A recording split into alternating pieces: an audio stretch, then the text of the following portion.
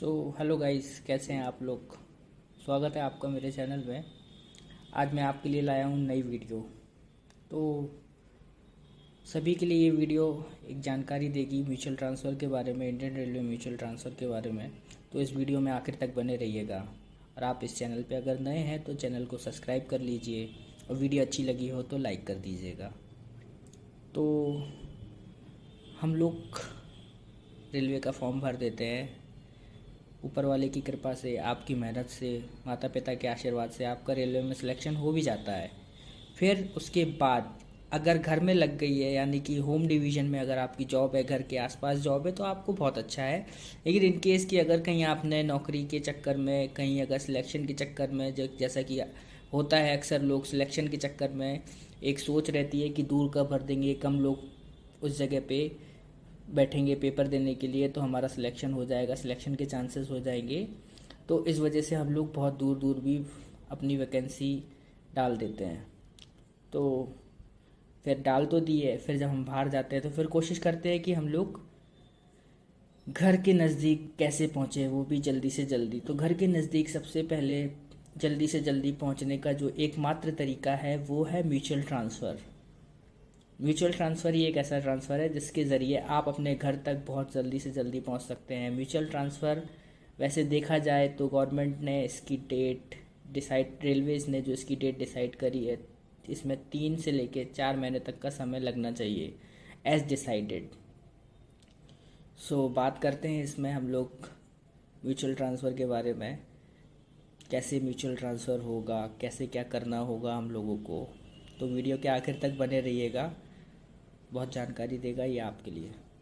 तो आज हम लोग बात करेंगे इंडियन रेलवे म्यूचुअल ट्रांसफ़र और बाकी ट्रांसफ़रों के बारे में। तो पहले हम लोग जान लेते हैं कितने टाइप के ट्रांसफ़र होते हैं इंडियन रेलवेज़ में। कुछ हम आपके सामने लेके आएंगे। जो सबसे पहला टाइप है वो है ओन रिक्वेस्ट। ओन रिक्वेस्ट का मतलब ये है कि आप अपनी स्वयं की रिक्वेस्ट से, अपनी इच्छा अनुसार जिस जगह भी आप अपना जाना चाहते हैं, घर के पास, होम डिवीज़न में, तो उस जगह आप अपनी स्वयं रिक्वेस्ट लगा सकते हैं ट्रांसफ़र की। दूसरा है म्यूचुअल ट्रांसफ़र। म्यूचुअल ट्रांसफ़र में ये होता है कि 2 पर्सन होते हैं, दोनों अपनी जगह बदलते हैं। दोनों अपनी जगह बदलने का मतलब ये है कि जहां आप ड्यूटी कर रहे हैं वहां दूसरा पर्सन आ जाएगा, और जहां वो दूसरा पर्सन ड्यूटी कर रहा है उस जगह आप चले जाएंगे। तीसरा है स्पाउस ग्राउंड पे। स्पाउस ग्राउंड मतलब कि या तो आपका हस्बैंड या वाइफ अगर दूसरी जगह, कहीं दूसरे स्टेट में, जिस जगह आपका घर आसपास है या कहीं पे भी अगर वो जॉब कर रहा है, गवर्नमेंट जॉब में है, तो उस जगह फिर आप उसके बेसिस पे ट्रांसफ़र ले सकते हैं। और चौथा हैगा पनिशमेंट या फिर प्रमोशनल। और की जगह हम इसको एंड कर देते हैं। या तो आपने कोई गलती करी हो जिसकी वजह से आपको पनिशमेंट मिल रही हो, पनिशमेंट की जगह, पनिशमेंट के बेसिस पे आपका ट्रांसफ़र किया जा रहा हो, या फिर आपका प्रमोशन हुआ हो, प्रमोशन के तौर पे आपकी जिस जगह, कहीं जगह खाली हो और उधर आपको भेजा जा रहा हो, तो ये हो गया प्रमोशनल ट्रांसफ़र। चलिए, तो अब फिर कुछ ज़रूरी कंडीशंस जो हम लोग इंडियन रेलवे म्यूचुअल ट्रांसफ़र के बारे में जानेंगे कि क्या क्या कंडीशंस हैं जो फॉलो करता है। ये तो होनी ही चाहिए। सपोज़ करिए कि 2 लोग हैं, एक है ए और एक है बी। अगर ए और बी के बीच में म्यूचुअल ट्रांसफ़र होना है, इंडियन रेलवे म्यूचुअल ट्रांसफ़र ए और बी के बीच में होना है। अब ए और बी सेम डिवीज़न में भी हो सकते हैं, सेम जोन में भी हो सकते हैं। तो वो तो अब कंडीशंस के ऊपर है, वो आपका अपना अच्छा अनुसार देख लीजिए, जहाँ आपको पास लगे, जहाँ पे भी, तो वो देख सकते हैं आप लोग। सपोज़ करिए 2 लोग हैं, एक है ए और एक है बी, ठीक है। तो दोनों का सबसे पहले तो ग्रेड पे सेम होना चाहिए। सपोज़ करिए कि 1800 ग्रेड पे की जॉब है तो 1800 ग्रेड पे होना चाहिए, 1900 की है तो 1900, 2800 की है तो 2800, एक्सेट्रा एक्सेट्रा। दूसरी बात पे आ जाते हैं, सेम कैटेगरी। सेम कैटेगरी होनी चाहिए। सेम कैटेगरी मतलब कि अगर एससी है तो एससी का ट्रांसफ़र एससी के साथ होगा, एसटी है तो एसटी का ट्रांसफ़र एसटी के साथ होगा, और जनरल ओबीसी है तो उसका ट्रांसफ़र जनरल ओबीसी के साथ में ही होगा। जनरल ओबीसी एक दूसरे के साथ ट्रांसफ़र कर सकते हैं, तो जनरल जनरल के साथ भी कर सकता है, जनरल ओबीसी के साथ में भी कर सकता है। उसी प्रकार से ओबीसी जनरल वाले के साथ भी कर सकता है, ओबीसी ओबीसी के साथ भी कर सकता है। अब तीसरा पॉइंट है कि अगर ए और बी अगर ए और बी अगर 1800 ग्रेड पे की जॉब पर हैं, अगर ए और बी 1800 ग्रेड पे की जॉब पर हैं, तो ए और बी किसी भी डिपार्टमेंट में हो, दोनों एक दूसरे के साथ म्यूचुअल ट्रांसफ़र कराएंगे और दोनों अपना अपना डिपार्टमेंट इंटरचेंज भी कर लेंगे। मतलब दोनों म्यूचुअल ट्रांसफ़र कराएंगे तो दोनों का डिपार्टमेंट भी इंटरचेंज हो जाएगा। लेकिन इन केस कि अगर 1800 ग्रेड पे के ऊपर है, ए और बी 1800 ग्रेड पे के ऊपर है, सपोज करिए 1900 में है, तो ए और बी का डिपार्टमेंट सेम होना चाहिए। जैसे कि अगर इलेक्ट्रिकल डिपार्टमेंट में है तो दूसरा भी इलेक्ट्रिकल डिपार्टमेंट में ही होगा, ट्रैफिक डिपार्टमेंट में है तो दूसरा को भी ट्रैफिक डिपार्टमेंट में भी होना पड़ेगा, और एसएनटी में है तो एसएनटी में ही होना पड़ेगा। सो ये है इंडियन रेलवे म्यूचुअल ट्रांसफ़र का फॉर्म। सो आप इसको देख लीजिए अच्छे से, फिर मैं आपको इसके बारे में भी समझाऊंगा। ये देख लीजिए, इंडियन रेलवे म्यूचुअल ट्रांसफ़र का फॉर्म है, इसके बारे में मैं आपको बताना शुरू करता हूँ। तो सबसे पहले कि आप शुरू करें उसके पहले मैं आपको ये बता दूं कि ये फॉर्म है, ये फॉर्म ए और बी दोनों को 6 सेट लगाना है। यानी कि 6 सेट ए के बनेंगे और 6 सेट बी के बनेंगे। 6 सेट इसी फॉर्म के पूरे के 6 सेट ए बनाएगा और 6 सेट बी बनाएगा। ठीक, तो यहाँ पे फर्स्ट पर्सन ए है, यहाँ पे सेकंड पर्सन है बी। ए बी के साथ करा रहा है म्यूचुअल ट्रांसफ़र। तो यहाँ पे ए की फ़ोटो लगेगी, यहाँ पे बी की फ़ोटो लगेगी, और यहाँ पे ए के सुपरवाइज़र के साइन होंगे और यहाँ पे बी के सुपरवाइज़र के साइन होंगे। सुपरवाइज़र यानी कि एसएससी वगैरह जो भी आपका सुपरवाइज़र, तो यहाँ पे ए के सुपरवाइज़र के साइन होंगे, यहाँ पे बी के सुपरवाइज़र के साइन होंगे। और उसी के साथ साथ ऑफिस की सील भी लगेगी, जिस भी ऑफिस में वो काम करता है। दोनों ही अपनी अपनी जगह पे अपनी फ़ोटो के साथ साथ अपनी अपनी सील भी अटैच करवाएंगे। देन उसके बाद में फिर आते हैं हम लोग डिटेल्स पे। डिटेल्स में क्या क्या भरते हैं, तो डिटेल्स में सबसे पहले नाम होगा एम्प्लॉय का नाम, जो कि कैपिटल लेटर में भरा जाना है। ठीक है, तो ए, यहाँ पे एम्प्लॉय ए है और सेकंड पर्सन में एम्प्लॉय है बी, यानी ए बी के साथ करा रहा है। तो यहाँ पे जो ए का सेट है तो उसमें फर्स्ट पर्सन पे ए आएगा और सेकंड पर्सन पे बी आएगा। डेट ऑफ बर्थ में जो भी आपकी डेट ऑफ बर्थ हो, वो ए की डेट ऑफ बर्थ ए के कॉलम में, बी की डेट ऑफ बर्थ बी की कॉलम में।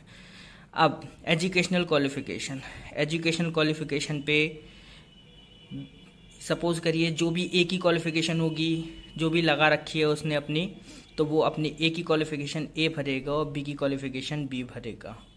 ठीक है, फिर मेडिकल जो आपका ज्वाइन करते वक्त जो भी आपका मेडिकल होगा, जो आपको पता भी होगा, तो जो भी मेडिकल है आपका मेडिकल कैटेगरी, वो ए की मेडिकल कैटेगरी ए के कॉलम में, बी की मेडिकल कैटेगरी बी के कॉलम में।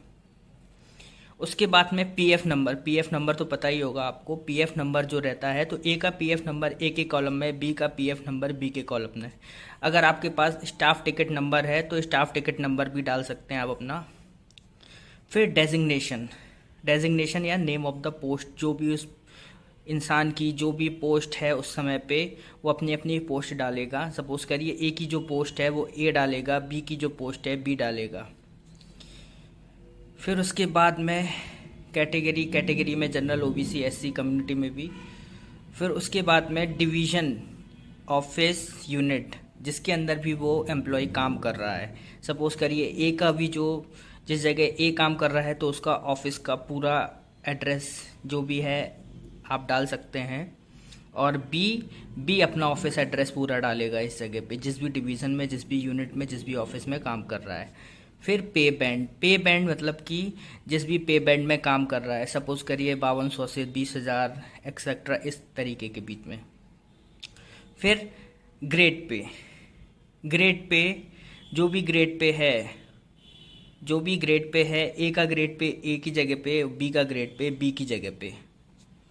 फिर उसके बाद में प्रमोशन की डेट, अगर प्रमोशन हुआ है तो प्रमोशन की डेट डल जाएगी, ए की जगह पे ए का, बी की जगह पे बी का। अगर प्रमोशन नहीं हुआ है तो आप इस कॉलम को खाली छोड़ सकते हैं। ठीक, फिर उसके बाद में date of initial appointment. Date of initial appointment मतलब कि जब भी आपका अपॉइंटमेंट हुआ था, जब भी आपका इनिशियल अपॉइंटमेंट हुआ था, आपने जिस दिन ज्वाइन किया था उस दिन की डेट, मतलब कि ए ने जिस दिन ज्वाइन किया था तो ए की डेट, बी ने जिस दिन ज्वाइन किया था तो बी की डेट। ठीक, फिर उसके बाद में हम आते हैं इनिशियल अपॉइंटमेंट डेट के बाद में 15th कॉलम पे। 15th कॉलम हैगा मोड ऑफ इनिशियल अपॉइंटमेंट, मतलब कि आप किस तरीके से आपकी ज्वाइनिंग हुई थी, आरआरसी के ज़रिए या फिर कोई और कोटा, स्पोर्ट्स कोटा, कर्सल कोटा एक्सेट्रा।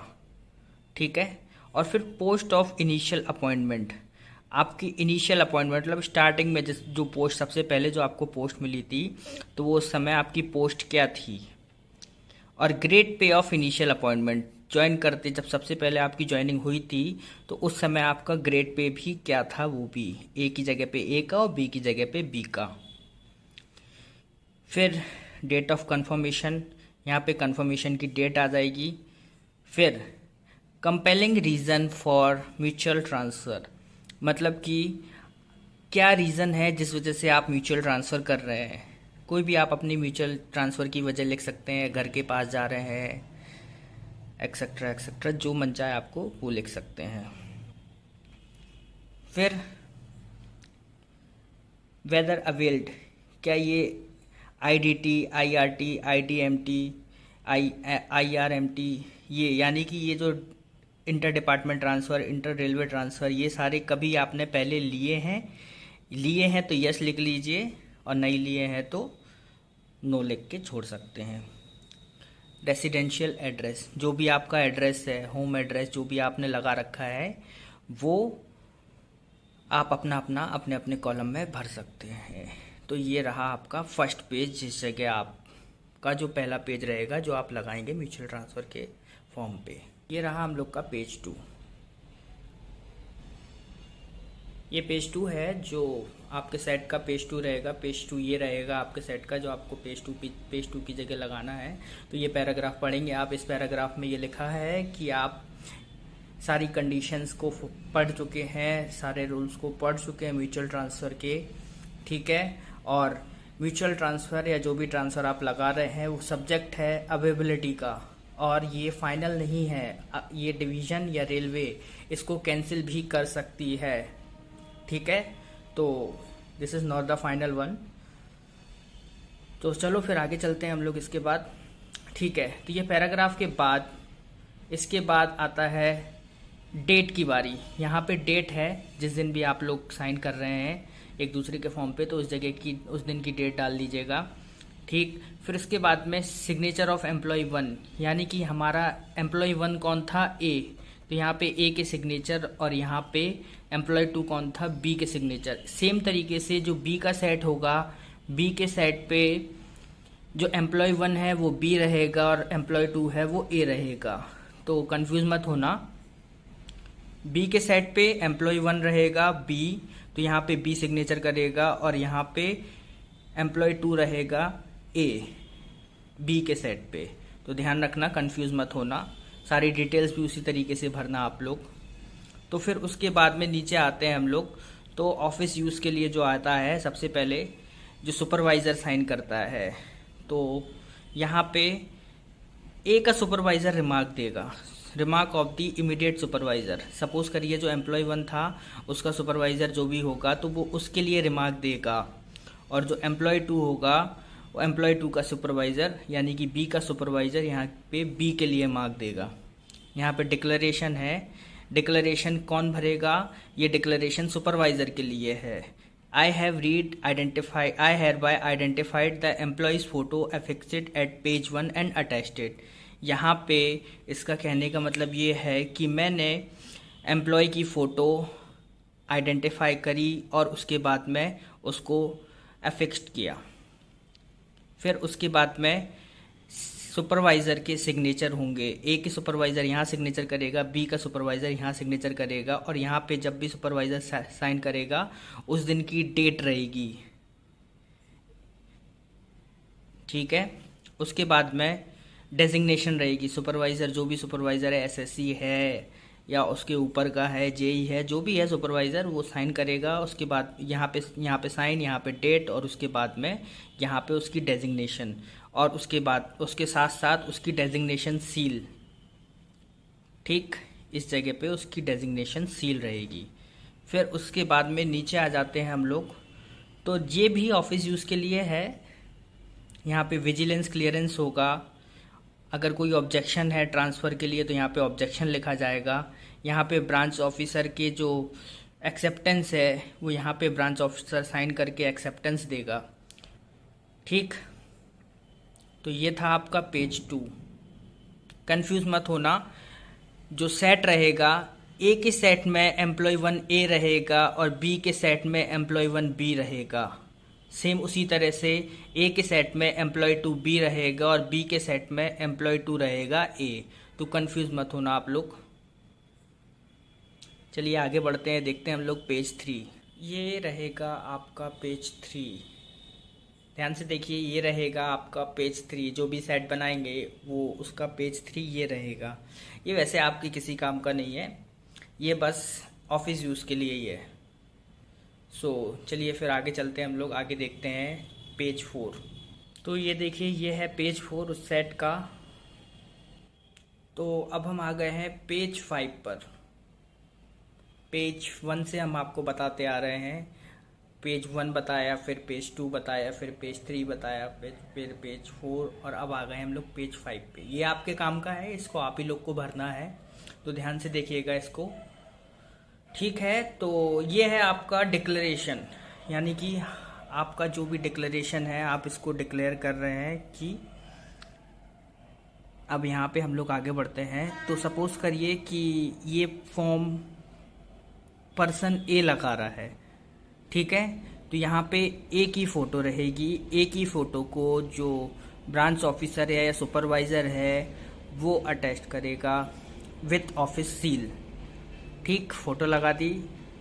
इस फॉर्म को भरने के बाद ही आप अपने सुपरवाइज़र या ब्रांच ऑफिसर से अटैच करवाएंगे। चलिए तो फिर आगे बढ़ते हैं हम लोग, देखते हैं कि सबसे पहले यहाँ पे आएगा नेम आएगा कैपिटल लेटर में, ब्लॉक लेटर या कैपिटल लेटर एक ही है। तो ए है तो ए अपना नाम लिखेगा यहाँ पे, क्योंकि ए फर्स्ट पर्सन है। तो फिर पेज पे जो डिक्लेरेशन रहेगा वो ए का रहेगा, तो ए अपना कैपिटल लेटर में नाम लिखेगा, अपनी डेट ऑफ बर्थ लिखेगा, फिर एजुकेशनल क्वालिफिकेशन जो भी उसकी क्वालिफिकेशन लगा रखी है वो भरेगा, कम्युनिटी भरेगा, PF number, staff ticket number है तो वो भरेगा, डेजिग्नेशन जो भी डेजिग्नेशन उसकी वो डेजिग्नेशन भरेगा, ग्रेड जो भी ग्रेड पे है, पे बैंड जो भी उसका वो अपना पे बैंड भरेगा, ग्रेड पे भरेगा, फिर कैटेगरी उसकी जो भी है, category SC ST OBC general वो भरेगा, फिर डिपार्टमेंट उसका जो भी डिपार्टमेंट है डिपार्टमेंट भरेगा। सपोज़ करिए इलेक्ट्रिकल है, इलेक्ट्रिकल है, इंजीनियरिंग है, एसएनटी है, ट्रैफिक है, ऑपरेटिंग है, जो भी डिपार्टमेंट है वो भरेगा। फिर office unit in which working, यानी कि जिस ऑफिस में भी वो काम कर रहा है उस ऑफिस का एड्रेस या नाम डालेगा। फिर डिवीज़न, जिस भी डिवीज़न में वो काम करता है वो डिवीज़न डालेगा। फिर वो डिवीज़न किस रेलवे के अंडर आता है, northern railway, eastern railway, southern railway, etcetera etcetera, वो इस जगह अपना ये डालेगा। ठीक है, अगर डेट ऑफ प्रमोशन हैगा, अगर प्रमोशन लिया हुआ है, प्रमोशन के बेसिस पे अगर आपका ग्रेड बढ़ा है तो जो प्रेजेंट ग्रेड है, प्रमोशन की डेट है, तो वो आप अपना प्रमोशन की डेट लिख सकते हैं। जिस भी प्रमोशन पे आप आए हैं, जब भी प्रमोशन मिला था उसकी डेट आप यहाँ लिख सकते हैं। फिर उसके बाद में अब आता है 15th में क्या रहेगा, यहाँ पे सेकंड पर्सन यानी कि बी, तो यहाँ पे आप बी का नाम डालेंगे।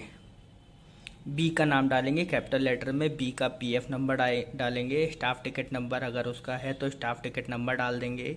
फिर डेजिग्नेशन, उसकी जो डेजिग्नेशन है डेजिग्नेशन डाल देंगे, कैटेगरी जो भी उसकी कैटेगरी है वो डाल देंगे, डिपार्टमेंट उसका जो भी डिपार्टमेंट है वो डाल दीजिएगा। उसके बाद में जिस भी ऑफिस में, जिस भी ऑफिस यूनिट में जो काम कर रहा है वो भी उसका ऑफिस यूनिट डाल देना पूरा इस जगह पे। उसके बाद में डिवीज़न जो भी डिवीज़न में वो है वो डाल दीजिएगा। रेलवे, जिस भी रेलवे में वो काम कर रहा है, such as northern railway, eastern railway, north western railway, southern railway, NCR, जो भी है रेलवे वो डाल सकते हैं। और फिर उसके बाद में बी का पे बैंड, जिस भी पे बैंड में वो है, और वो उसका ग्रेड पे जिस भी ग्रेड पे बी है। तो देखा आपने, यहाँ पे फर्स्ट पर्सन ए था, ये ए का फॉर्म है तो फर्स्ट पर्सन ए है, यहाँ पे ए अपनी फ़ोटो लगाएगा, ऊपर ए की डिटेल्स, उसके बाद में नीचे बी की डिटेल्स। बी की डिटेल्स हो गई हैं। अब फिर ये डिक्लेरेशन है। डिक्लेरेशन ये हैगा, I hereby declare that I am working in pay band rupees, यानी कि मैं यहाँ घोषणा करता हूँ कि मैं इस पे बैंड में काम कर रहा हूँ और मेरा ग्रेड पे ये है और मेरी पोस्ट ये है और मैं इस कैटेगरी से बिलोंग करता हूँ। उसके बाद में पूरा पैराग्राफ ये हैगा कि मैं ये म्यूचुअल ट्रांसफ़र की रिक्वेस्ट लगा रहा हूँ, जो कि पैरा 9 के अंडर आती है, rule 230 IREC volume 1 with condition of rule 226 etcetera etcetera. ये तो आपके किसी काम का नहीं है, बस पढ़ लीजिएगा क्योंकि आपको तो म्यूचुअल ट्रांसफ़र लगाना है। तो चलिए फिर उसके बाद में यहाँ पे सिग्नेचर, यहाँ पे सिग्नेचर ए का सेट है, तो यहाँ पे जो ए ने भरा था, यहाँ पे मतलब जो ए का सेट है और ये ए का डिक्लेरेशन है, तो यहाँ पे ए साइन करेगा, उसके बाद में प्लेस और डेट। ठीक, चलिए अब हम आगे चलते हैं पेज 6 पे। तो हम आ चुके हैं आखिरी पेज, इस सेट के आखिरी पेज पर, पेज 6। तो जिस तरीके से आपने पेज 5 भरा था उसी तरीके से आपको पेज 6 भी भरना है। बस चेंज क्या हो जाएगा कि वहाँ पे फर्स्ट पर्सन ए था, यहाँ पे सेकंड पर्सन की इन्फॉर्मेशन भरी जाएगी ऊपर और फर्स्ट पर्सन की इन्फॉर्मेशन भरी जाएगी नीचे, क्योंकि ये फॉर्म ए पर्सन लगा रहा है। तो ए पर्सन लगाने वाला जो भी पर्सन है ए, तो ए का जो सेट का जो 6वां पेज रहेगा वो ये रहेगा। उस 6वें पेज पे पहले सेकंड पर्सन यानी कि बी की डिटेल्स भरी जाएगी। यहाँ पे बी की फ़ोटो लगाई जाएगी, यहाँ पे बी का नाम, यहाँ पे बी की डेट ऑफ बर्थ, जो भी डेट ऑफ बर्थ है उसकी। फिर उसके बाद में यहाँ पे उसकी एजुकेशनल क्वालिफ़िकेशन, यहाँ पे कम्युनिटी, यहाँ पे पीएफ नंबर, यहाँ पे स्टाफ टिकट नंबर, डेजिग्नेशन उसकी बी की, यहाँ पे बी का पे बैंड, उसका ग्रेड पे, यहाँ पे बी की कैटेगरी, यहाँ पे डिपार्टमेंट, यहाँ पे जिस भी ऑफिस में बी काम कर रहा है वो लिखना है आपको, जिस भी यूनिट, जिस भी डिवीज़न में बी काम कर रहा है उसका डिवीज़न का नाम, जिस भी रेलवे में बी काम कर रहा है उस रेलवे का नाम, सपोज़ करिए northern railway, southern railway, eastern railway, western railway, जो भी हो यहाँ लिखना है। फिर उसके बाद में अगर बी को कोई प्रमोशन मिला है तो उसके प्रमोशन की डेट यहाँ पे लिख देनी है हम लोगों को। फिर उसके बाद में बी का कॉलम हो चुका है पूरा। उसके बाद में नीचे वाला जो कॉलम रहेगा 15 नंबर, उस पर आप ए की डिटेल भरेंगे, क्योंकि यहाँ पे सेकंड मतलब 6वें पेज पे यहाँ पे जो नीचे डिटेल आएगी वो ए की डिटेल आएगी। तो यहाँ पे ए का नाम कैपिटल लेटर में, ए का पीएफ नंबर और ए का स्टाफ टिकट नंबर अगर है तो, डेजिग्नेशन ए की, कैटेगरी ए की, डिपार्टमेंट ए का, जिस भी ऑफिस में ए काम कर रहा है, जिस भी डिवीज़न में ए काम कर रहा है, जिस भी रेलवे में काम कर रहा है, ए का ग्रेड पे बैंड जिसमें भी वो है। और जैसे कि हमने पेज 5 भरा था उसी तरीके से हम लोग पेज 6 भी भरेंगे यहाँ पे, लेकिन भरने वाला कौन है, यहाँ पे बी है। यहाँ पे बी को डिक्लेयर करना है। यहाँ पे बी डिक्लेयर करता है कि वो इस पे बैंड में काम कर रहा है, इस ग्रेड पे काम कर रहा है, जो भी उसका ग्रेड पे है, इस पोस्ट पर है और ये इस कैटेगरी से बिलोंग करता है। फिर वही पैराग्राफ कि मैंने ये सारी कंडीशंस पढ़ ली हैं, सारे रूल्स पढ़ लिए हैं, ये बी का डिक्लेरेशन है, तो यहाँ पे बी की डिटेल्स भरी जाएंगी। पेज 5 पे ए की डिक्लेरेशन थी, पेज 6 पे बी की डिक्लेरेशन है। सेम उसी तरीके से जो बी का सेट रहेगा, बी के सेट में जो पेज 5 पे डिक्लेरेशन रहेगा वो बी का रहेगा और पेज 6 पे जो डिक्लेरेशन रहेगा वो ए का रहेगा। ठीक, फिर यहाँ पे बी साइन करेगा, यहाँ पे बी के सिग्नेचर, प्लेस और फिर यहाँ पे डेट। तो ये हो चुका है हमारा पूरा का पूरा इंडियन रेलवे म्यूचुअल ट्रांसफ़र का सेट ख़त्म। मैंने ये पूरी जानकारी आपको दी इंडियन रेलवे म्यूचुअल ट्रांसफ़र के बारे में। तो आप लोग बताइएगा मुझे कि आपको वीडियो कैसी लगी, आपको ये जानकारी कैसी लगी। उम्मीद करते हैं कि जो भी रेलवे में जो भी व्यक्ति काम कर रहे हैं, जिनको भी म्यूचुअल ट्रांसफ़र कराना है, उनको इस जानकारी से काफ़ी मदद हासिल होगी। तो आपको अगर वीडियो अच्छी लगी हो तो वीडियो को लाइक करना, वीडियो को सब्सक्राइब करना, चैनल को सब्सक्राइब करना, चैनल को सब्सक्राइब कीजिएगा। और अगर कोई ज़रूरत है, कोई भी जानकारी आपको समझ में नहीं आ रही है या आगे भी कोई जानकारी आपको चाहिए है तो आप प्लीज़ कमेंट करिएगा और वीडियो को शेयर भी करिएगा आप अपने साथियों के साथ जो भी रेलवे में काम कर रहे हैं, उनको म्यूचुअल ट्रांसफ़र लगाना है ताकि उनके पास भी ये जानकारी पहुंच जाए कि कैसे भरना है फॉर्म को। तो ठीक है फिर, थैंक यू फॉर वॉचिंग।